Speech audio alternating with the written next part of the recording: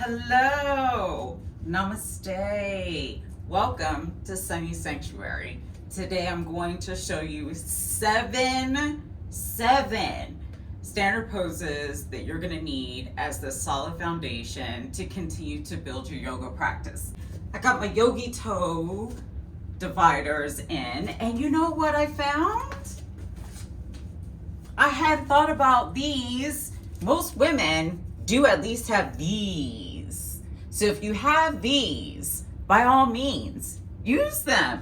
They're not too much different except for they are not as soft and jelly, but we use what we can and we use alternatives because we can. Yoga is for everyone. First pose, Tandasana, mountain pose. A lot of you are just gonna be like, you're just standing there. I'm not. I'm going to show you. Now, mind you, you're gonna be active from your feet, from your root, your feet, all the way up to the top of your head. You're gonna feel everything start to activate. First thing we're gonna do is make sure our toes are aligned. We are hip distance apart. I am knock-kneed. Some of us are. Hip distance apart. You should see your toes align with your ankles, align with your knees, your thighs, your hips. Now I'm gonna turn to the side because I need your knees to stay a little loosey-goosey here, right? But we're not bouncing, we're not moving. We're just making sure they're loose. Now, we can't do this. You shouldn't be looking over at your toes. I need you to tuck a little bit at the bottom. And then you're gonna feel like you're pulling in. Oh, we just activated the core. Pull in like someone's pulling a string on your back.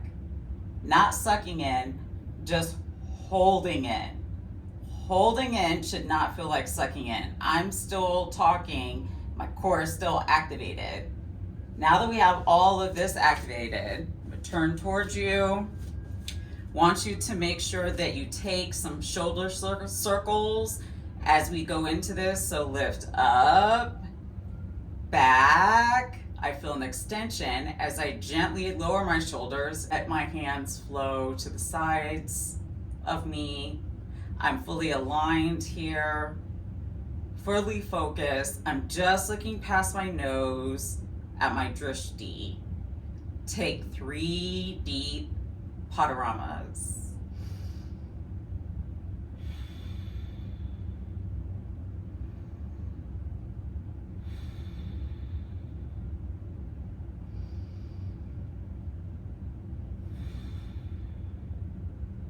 This is Tandasana, mountain pose. I hope you feel your body starting to heat up. The next pose I want to show you, high lunge, Ashta. Remember, we are building vocabulary. I'm building with you. Ashta Chandrasana. For your high lunge, I want you to take your right leg. You should be facing the other direction. I want you to turn on your back foot, your front foot, 90-degree angle. Your arms are gonna go straight up in the air. Your back knee can be slightly bent if you don't have the flexibility in the range yet. To become straighter, you will over time. We're not hyperextending. We're perfectly aligned with our hips. Our hips feel heavy. That is the main focus of the high lunge, is to open up your hips, give you strength, and start to activate your abdominals.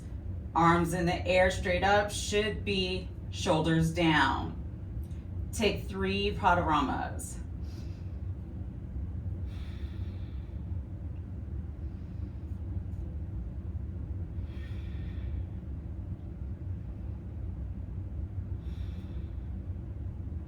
Now that we're in our high lunge, we're gonna float over and make this a warrior 1. Look at my back foot as I turn it outward and at a 45-degree angle. Warrior 1, Virapadarasana 1. Still practicing. Turn your back foot to a 45-degree angle. Your front foot stays at a 90-degree angle. Your arms go up, but you're gonna turn at your hips and waist and look forward. So this is where you should be. If you need to shorten your stance, that's fine, it's less intense. If I widen my stance, it's more intense. Make sure your front knee is not going in, that it's staying aligned with your hip flexor. Turning towards the front, you should not feel a pinch or a pull. If you do, please back off just slightly. And we're gonna take 3 breaths here. Breathe in and out. As you breathe out, loosen. Let your hips open up on their own. That's what the exhale is for. You are in Warrior One, Virabhadrasana. Virabhadrasana. Virabhadrasana 1, you're going to move into Virabhadrasana 2. Slowly turn yourself only from your waistline. Your feet are still as they were for Warrior One.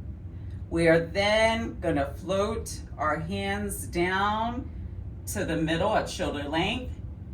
You're going to lower your shoulders down, and you're going to make sure your mudra, your hands, are flat together, and you're gonna feel like you're extending out. I don't want any hyper extension. We wanna stay even.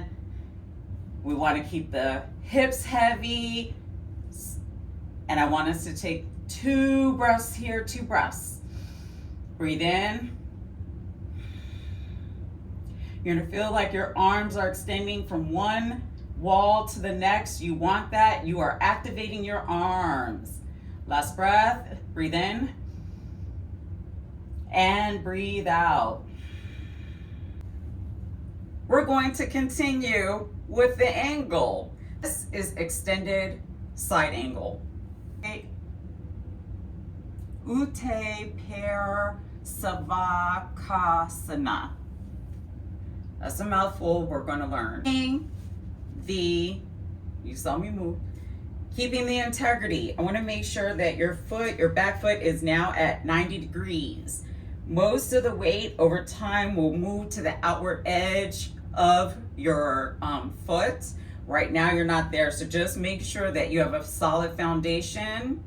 Your foot is flat to the ground. If it's not flat, I need you to move in some. You can keep your knee loose. It does not have to be stick straight. Keep it loose. Make sure that your other leg, your right leg, is still tracking open. You've dropped your hips. Now, I want you to take your right arm, put it right before your knee. If this is enough for you, perfectly fine. If you can then reach up, make sure you're straight, and then turn and look. All of this is with great intention. You're going to relax your hand here. Make sure that your hips feel heavy, your feet are firmly anchored, and you're opening, you're not slouching in. Make sure that this shoulder is down. Extended side angle. Take 2 more breaths for me here. Deep rooted padaramas. We're almost through. You got it.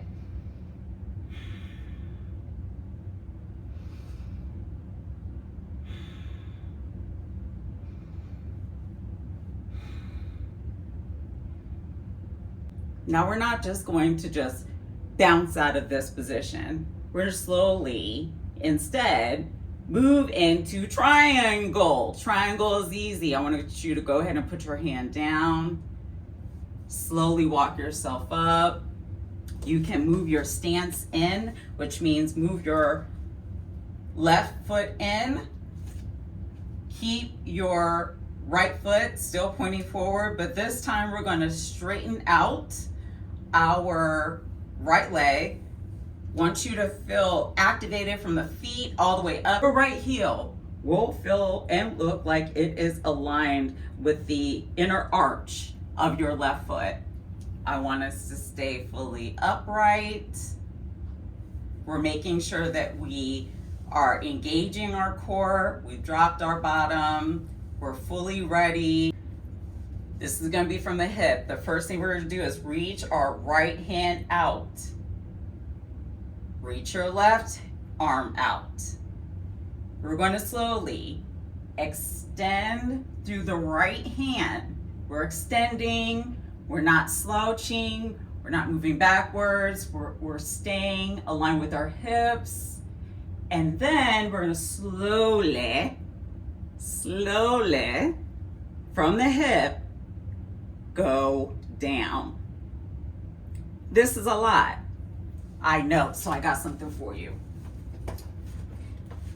This is where your blocks come in handy because you can bring the ground to you. So let's bring the ground to you. You're in this position, you're trying to do triangle.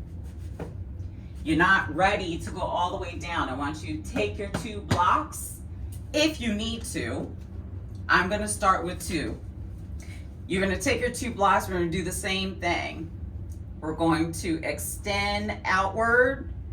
We're heavy through the hips. We're going to start to move the upper body towards the right. And as we do that, we're going to start to turn down the right hand and lift up the left. Only I can't reach my ankle or my shin. Maybe you're just up here. That's okay. Maybe, remember, we leave the knee alone. Maybe you can get to your shin and still stay open. That's great.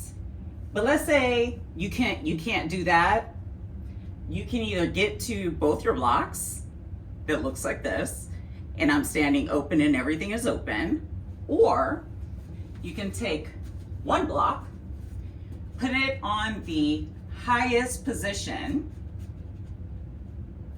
okay? Still put it on the inside arch of your right foot. Let's go again, because what you can do as you watch me make this move very slowly with intent is be able to get low enough to grab on at least tented fingers like this. This is when my hand is fully down.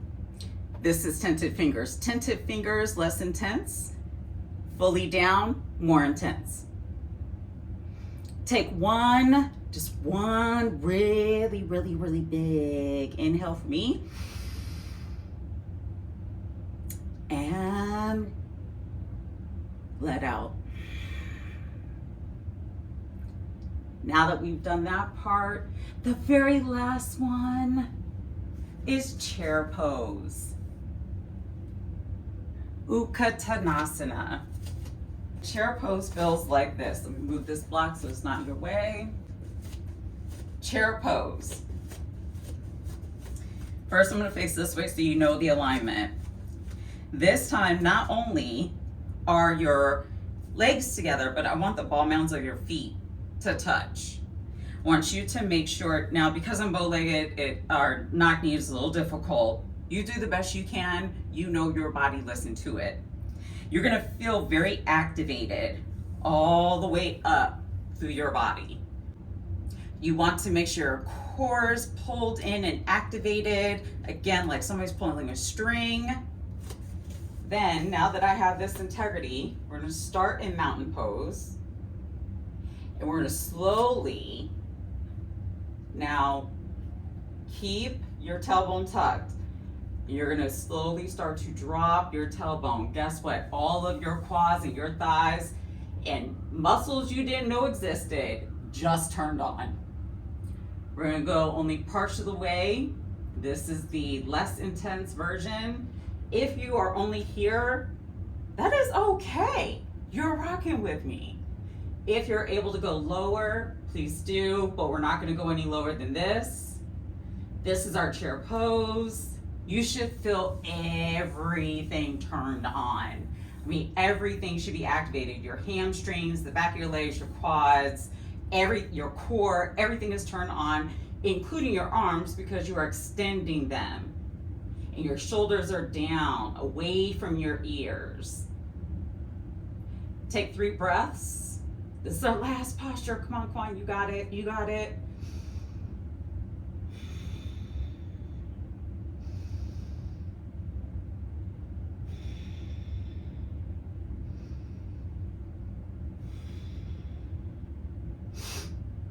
Woo, we did it. All right, to come out, I would like you to come out with integrity. Slowly rise up into mountain pose.